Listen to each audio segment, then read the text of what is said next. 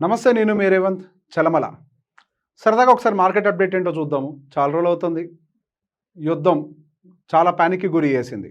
All of the sudden మనకు 23,000 levels break అయిపోయాయి. 22,500 వరకు కూడా ఆల్మోస్ట్ వెళ్ళిపోయింది.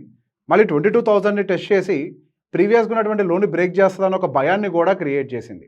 ఎక్కడి నుంచి లేనట్టుగా సడన్గా వచ్చి యుద్ధం మీద పడిపోయింది. మార్కెట్కి ఇక కష్టాలు తీరిపోయాయి.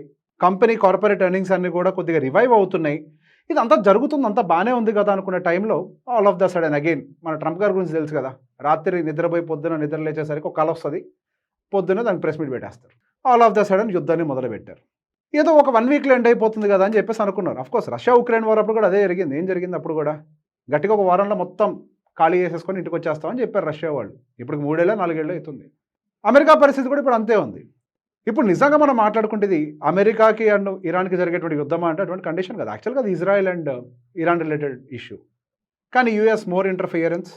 ఆ యూఎస్ బేసెస్ అన్నీ కూడా యూఏఈలో ఉండడం వల్ల అటు యూఏఈ మీద కంటిన్యూస్ స్ట్రైక్స్ జరగటం, కంప్లీట్గా పెట్రోలియం రిలేటెడ్ రిఫైనరీస్ అన్నీ కూడా, క్రూడ్ ఆయిల్ రిలేటెడ్ రిఫైనరీస్ అన్నింటినీ కూడా వాళ్ళు డిస్ట్రాయ్ చేసుకుంటూ రావటం, ఎల్పిజి రిలేటెడ్ డిస్ట్రక్షన్ జరగటం, ఇదంతా కూడా ఓవరాల్గా ప్రపంచం మొత్తానికి కూడా ఒక ప్యానిక్ క్రియేట్ చేసింది.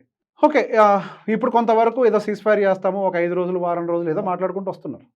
ఇన్ కేస్ ఇదే కనుక కంటిన్యూ అవుతూ ఉన్నట్లయితే కండిషన్ ఏంటి? ఒకవేళ యుద్ధం కనుక అనుకున్నట్టుగా అది ఆగుద్దానంటే no one knows, let's see. అక్కడ ఉన్నటువంటి ప్రాబిలిటీస్ కూడా డిస్కస్ చేద్దాం. యుద్ధం కనుక ఆగిపోయినట్లయితే మార్కెట్ ఎక్కడికి వెళ్ళే అవకాశాలు ఉన్నాయి. మరి all of the sudden market ఒకసారి సీజ్ ఫైర్ అనౌన్స్ చేయగానే వెంటనే ఒక 1.5+2 హియర్ అండ్ దేర్ 3 to 4% వరకు కూడా రికవర్ అయిపోయింది. మంచి recovery, small cap and mid cap అయితే మంచి రికవరీ ఇచ్చేసింది వెంటనే మార్కెట్లో. ఇక యుద్ధ భయాలు మార్కెట్లో లేనట్టుగా పరిగెడుతున్నాయి ఒక సీజ్ ఫైర్కే. అఫ్కోర్స్ అది మంచి విషయమే. అసలు అమెరికా భయపడుతుంది అనేది క్లియర్గా వాళ్ళ బిహేవియర్లో కనపడుతుంది ఇక్కడ. ఇంతకుముందు మా వాళ్ళతో జోకులు వేస్తూ ఉండేవాడిని. నేను ఇరాన్ లాంటి నువ్వు నా మీద మిసైల్ వేసినా, నేను నీ మీద మిసైల్ వేసినా నష్టం నీకే అని. ఇప్పుడు ఇరాన్ పరిస్థితి అట్లానే ఉంది. పోగొట్టుకోవడానికి ఏం లేదు. ఏమైనా కండిషన్స్ని ఒప్పుకోవాలి అని అంటే అమెరికా ఒప్పుకోవాలి. ఇరాన్ ఇక్కడ కన్విన్స్ అవ్వడానికి ఇంకేం లేదు. They lost everything already. ఇంకా పోగొట్టుకోవడానికి మిగిలిందంటే చుట్టుపక్కల ఉన్నటువంటి దేశాలకి, అమెరికాకి సంబంధించినటువంటి దేశానికి. కాబట్టి ఇప్పుడు అమెరికా తగ్గాల్సిన పరిస్థితికి అయితే వాళ్ళు ఉన్నారు. They have to. దాదాపుగా 2.5 నుంచి 3 లక్షల కోట్ల ఖర్చు అమెరికాకి. వాళ్ళ దగ్గర డబ్బులు ఉన్నాయంటే ఇప్పటికే అప్పులు చేసుకొని బతుకుతున్నారు. అందుకే కదా లాస్ట్ డిసెంబర్లో కూడా వాళ్ళ గవర్నమెంట్ షట్ డౌన్ అయింది. ఎవ్రీ 1 మంత్ పోస్ట్ పోన్ చేసుకుంటూ వస్తున్నారు. వాళ్ళ ఇన్ఫ్లేషనా అది ఎక్కడ ఆగుతుందో కూడా అర్థం కావట్లేదు. మొన్న జరిగినటువంటి ఫెడ్ మీటింగ్లో కూడా మనం గమనిస్తే ఫెడ్ చైర్మన్ క్లియర్గా చెప్తున్నారు, ఇంట్రెస్ట్ రేట్ పాస్ పెట్టాల్సిందే, మేము కట్ చేయలేము. అండ్ గతంలో ఉన్నటువంటి ఎక్స్పెక్టేషన్స్ ఏవైతే ఉన్నాయో 2026లో మల్టిపుల్ ఇంట్రెస్ట్ రేట్ కట్స్ ఏవైతే ఉన్నాయో ఆ ఎక్స్పెక్టేషన్స్ని ఇంకా మనం డ్రాప్ చేయాల్సిందే. అసలు ఒక కట్ ఉంటే ఎక్కువ. ఇది ఒకసారి వచ్చేసరికి అమాంతం మనకి మార్కెట్ అంతా ప్యానిక్ అయిపోయింది. అఫ్కోర్స్ అదొకటే కాదు, మల్టిపుల్ రీజన్స్ మిగతాయి కూడా, మన క్రూడ్ ఆయిల్ సప్లైస్ అన్నీ కూడా యాడ్ అయ్యాయి. బట్ గోల్డ్ పతనానికి మాత్రం ఒక కారణంగా మారింది. ఇప్పుడు గోల్డ్ అసలు ఎందుకు ఇంత పడిపోతుందో ఎవరికి అర్థం కావట్లేదు. ఆల్ ఆఫ్ ద సడన్ ఇప్పుడు యుద్ధం జరిగితే గోల్డ్ ధరలు పెరగాలి, కానీ గోల్డ్ మాత్రం కిందకి పడిపోతుంది. Too much fall. ఎక్కడో 1,80,000 దగ్గర చూసాం, 1,30,000కి వచ్చింది, ఇప్పుడు 1,44,000 దగ్గర అయింది.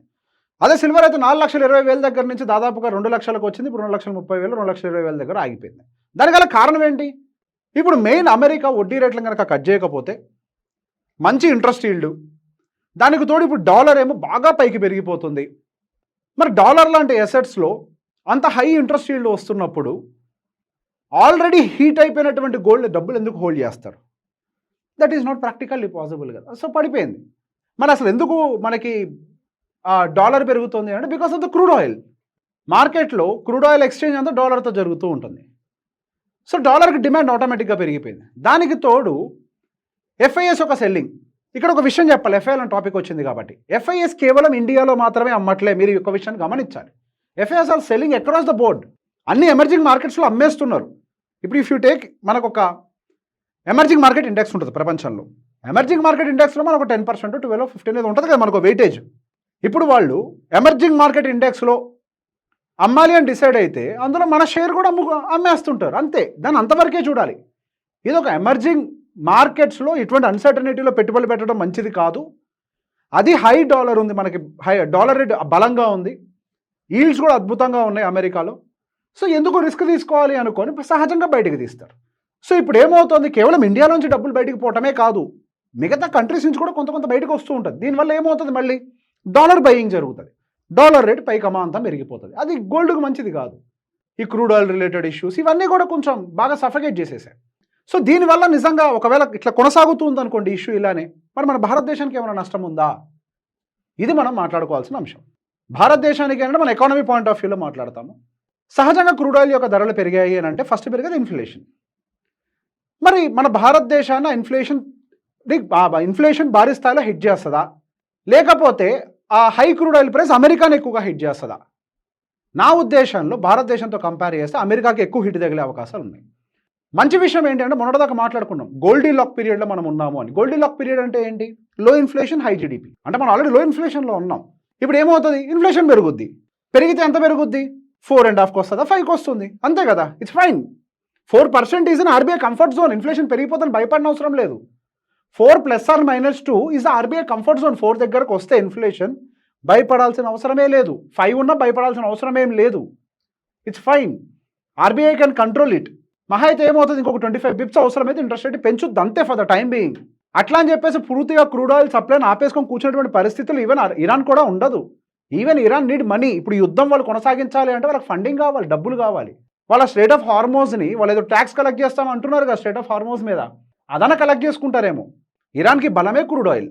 సో క్రూడ్ ఆయిల్ ఒక టైంకి రిలీజ్ అవ్వాల్సిందే. There is no other option. సో మనం భయపడాల్సిన అవసరం లేదు. కానీ ఇది అమెరికాకి ఎట్లా డిసడ్వాంటేజ్గా మారుతుంది అని అంటే, సహజంగా హై క్రూడ్ ఆయిల్ ప్రైస్ ఉన్నప్పుడు అమెరికాలో ఏవైనా ఎలక్షన్స్ వస్తే అక్కడ ఉండేటువంటి రూలింగ్ పార్టీ ఓడిపోతుంది.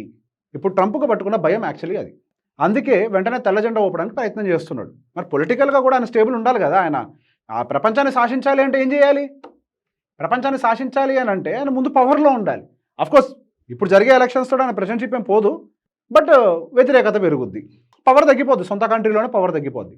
ఈ ప్రాబ్లం ఉంటుంది కాబట్టి ఎక్కువ అమెరికా నష్టపోతుంది. ఇండియా ఎస్ సహజంగా ఎప్పుడు చెప్పేదే కదా, ఒక చోట సునామీ వస్తే రిపుల్ ఎఫెక్ట్, వేవ్స్ తగులుతాయి మనకు కూడా.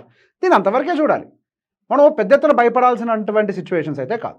ఒకవేళ ఇది కంటిన్యూ అయినప్పటికీ మార్కెట్ ఇప్పుడు ఏదైతే లెవెల్స్ని టెస్ట్ చేసిందో 22,000 to 22,500 అక్కడ సపోర్ట్స్ తీసుకుంటుంది మోస్ట్లీ.